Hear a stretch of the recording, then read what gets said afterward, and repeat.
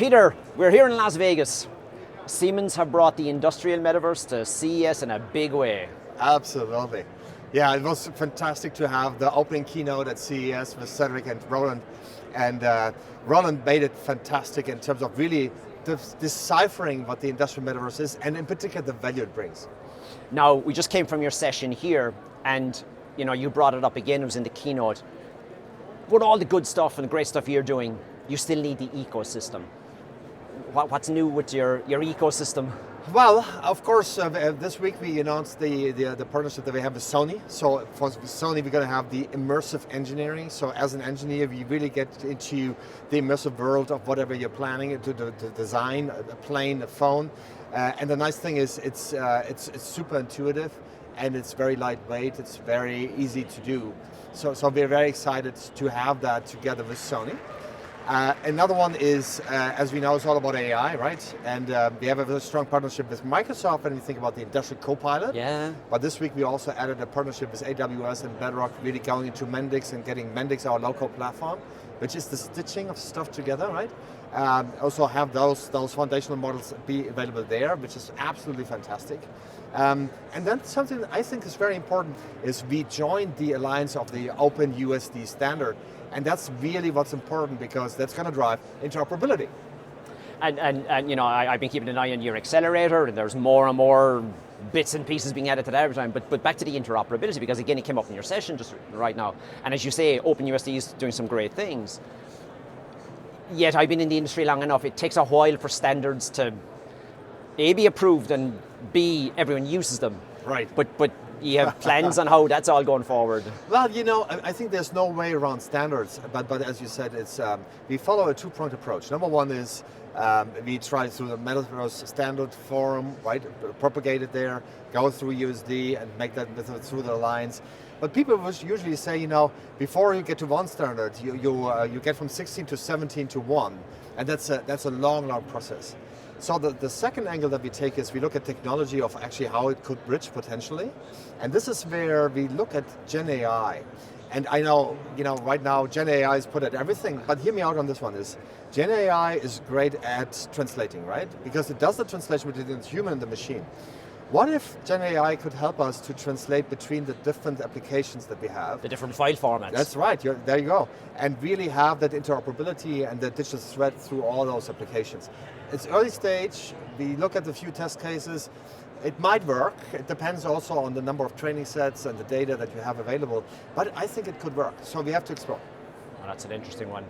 Now, the other billion-dollar question that came up, and you had great examples in the keynote of various companies using the Industrial Metaverse today, right? Yeah. This is, people are starting, right, that are already doing it. You had the Freyr example in your session, but people said, how do I get the ROI? Yeah. And you had a couple of interesting comments on that. Oh, absolutely. So number one, we did a survey, and the survey would suggest that most of the people that have done it are doing it with metaverse-like technologies, right? So this is about applying digital twins, VR headsets, really doing the whole thing. Mm-hmm. They expect between 12 to 18% of savings that come into it, which is consistent to what we've seen, because as you know, we did to one of our factories as well, and we got a 20% productivity increase. But that's just the hardcore ROI.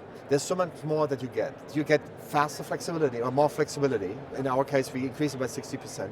You get better sustainability, because you can do things much more efficient, and you can measure it, which is fantastic, right?